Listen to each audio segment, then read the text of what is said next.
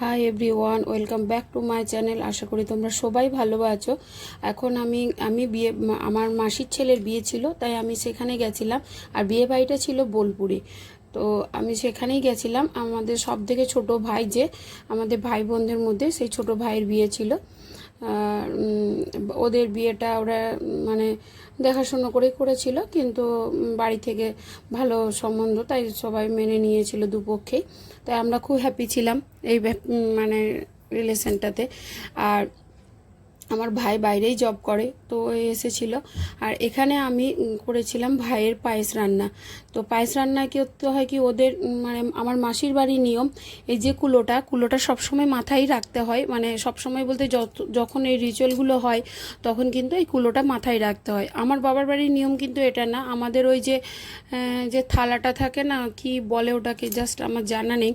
তো ওই গন্ধের সাজ নাকি বলে, তো ওইটাকে মাথায় নিতে হয়, এবং সেটা সব সময় না, কিছু কিছু নিয়মের সময় নিতে হয়, বাকি নামিয়ে রাখলে চলে। কিন্তু মাসিদের বাড়ির নিয়ম হলো ওটা সব সময়, মানে যখনই কোনো কিছু অনুষ্ঠানটা চলবে মাথায় রাখতে হবে। তো সেই মতো আমি ওটা মাথায় নিয়ে চলছি। আর এখানে ছিল ওই যে বিয়েবাড়ির যে হাঁড়িগুলো লাগে, সেটা এই মন্দিরে একবার মানে নামিয়ে একটু পুজো করা হয়, তারপরে হাঁড়িগুলোকে ওই সরাজনাতলায় পাতা হয়। তো সেই হিসেবে আমরা গেছিলাম ওই মন্দিরে। মন্দিরটা মাসির বাড়ি থেকে কাছেই ছিল। আর এখানে সাজনাতলাটা বানিয়ে আনা হয়েছে মাসির বাড়ির ওপরতলায় বানানো হয়েছিল। উঠানে রাখেনি, কারণ বৃষ্টির সময় তো, যদি বৃষ্টি হয়ে যায় অসুবিধা হয়ে যাবে এই জন্য। আর এখানে ওই হাঁড়িগুলোকে নামানো হয়েছিল, এখানেই মানে ছাজনাতলা বানানো হয়েছিল। আর এখানে হচ্ছে ওই কি বলে যেন ওটা, আমার আসলে বিয়ের বাড়ির ব্যাপারে না অতটা, এ ব্যাপারে আমি অতটা জানতে পারি, মানে জানি না, আসলে বাইরে বাইরে থাকি তখন বুঝতে পারি না। তো আমি যেমন আমার জেঠু ছেলে বা ভাইয়ের সবারই পায়েস রান্না করেছি, আবার এই মাসির ছেলেরও করছি।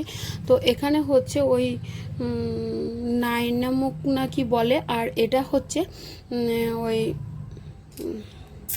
আমি ঠিক মনে আনতে পারছি না, কিন্তু যতদূর সম্ভব এটাকে ওই বসুধারা বলে, সরি, এটাকে বসুধারা বলে।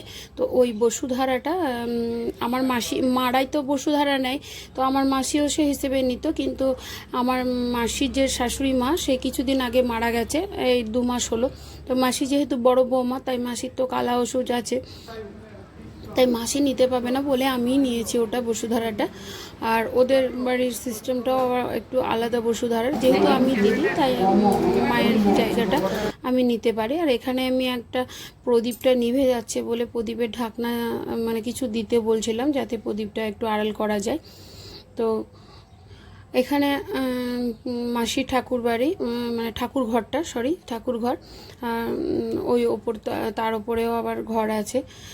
হোম ট্যুরটা ঠিক দিতে পারলাম না, আসলে এতগুলো সবাই মিলে ছিলাম না, এই সব কাজ, তারপরে নিজেদের সাজগোজ করে বিয়েবাড়িতে বুঝতেই পারছো গল্প আড্ডা, এই ছলে আর হোম ট্যুরটা দেওয়া যায়নি।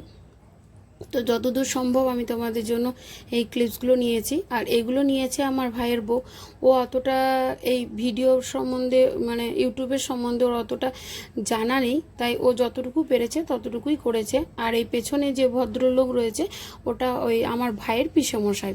কারণ মেসোমশাই তো, আমার যে মেসোমশাই, সে তো, ওর বাবা তো বিয়ে ছাড়াতে পাবে না কালা ওষুধ বলে, তাই ওর পিসেমশাই ছাড়িয়েছিল।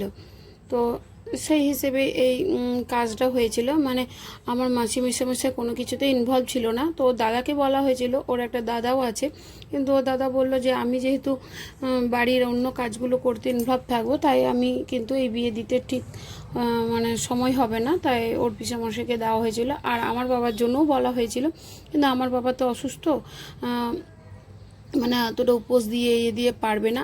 এই যে লাল শাড়ি পরে, এটাই আমার মাসি স্নান করতে গেছিলো, তাই এসে তাড়াতাড়ি আবার প্রণামে গেল। আমার ছোট মাসি, আমার মারা 5 বোন, তা এটা হলো ছোট মাসি।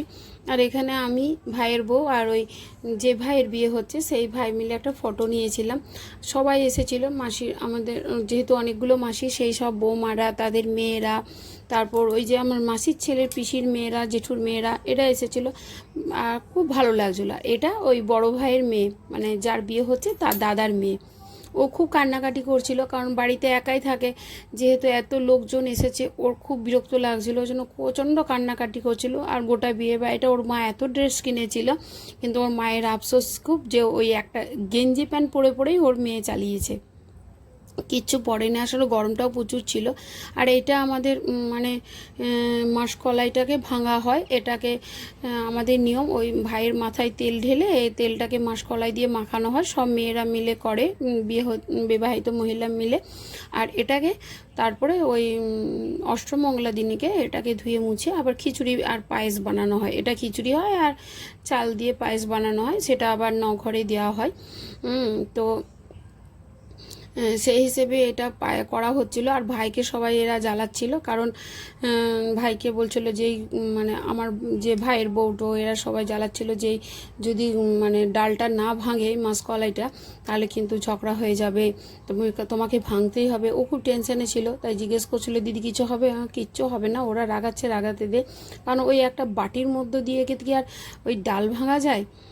তো ওই ওরা যেহেতু বলছিল, আর ও তো বাচ্চা ছেলে, অনেকটাই ছোট আমার থেকে, হ্যাঁ, তো সেহেতু ভয় পাচ্ছিল। আর ওর বয়সটাও বেশি নয়, কিন্তু ওই মাসি যেহেতু বাইরে থাকে, একা খায়, তাই তাড়াতাড়ি বিয়েটা দিয়েই দিল। দেখলো যে তাও তো ওর ওয়াইফ যদি ওর সাথে থাকে তাহলে অন্তত ঠিকঠাক খাওয়া দাওয়াটা হবে, ওই জন্য বিয়েটা দেওয়া হলো। তাছাড়া ওর খুবই কম বয়স, এই জাস্ট ইঞ্জিনিয়ারিং পাশ করে জবটা পেয়েছে। আর এখানে আমরা সবাই খুব আনন্দ করছিলাম। আর একটা তাড়াও ছিল, কারণ তাড়াহুড়ো করে আবার বরযাত্রী যেতে হবে, সেখানে আবার বিয়েবাড়ির সাজও আছে। তাড়াহুড়োতে ভাইয়ের ওই বাকি ক্লিপসগুলো আবার নিয়েছি, কিন্তু ভাইয়ের বিয়েবাড়ি যাওয়াটা আর সম্ভব হয়নি, কারণ যখন বিয়ে বেরোচ্ছে আমরা তাড়াতাড়ি করে রেডি হয়ে বেরিয়েছিলাম। তো এই পর্যন্ত। যদি তোমাদের ভিডিওটা ভালো লেগে থাকে তবে অবশ্যই লাইক করো, শেয়ার করো, আর যারা প্রথম তারা অবশ্যই সাবস্ক্রাইব করে দিও। কেমন লেগেছে ভিডিওটি তোমাদের বলবে। আমি প্রায়ই বোলপুর যাই, এরপরে যখন যাব তোমাদেরকে বিশ্বভারতীর হোম ট্যুরটা যতটুকু পারবো দেবো। আর বিয়ের আর একটা পার্ট আছে, সেকেন্ড পার্ট, সেই পার্টটাও তোমাদেরকে দেখাবো কেমন হয়েছে, বা আমার বাড়ির ফ্যামিলির পরিবেশ তোমাদের কেমন লাগলো অবশ্যই জানিও। তোমাদের সঙ্গে দেখা হবে আবার নেক্সট একটি ব্লগ।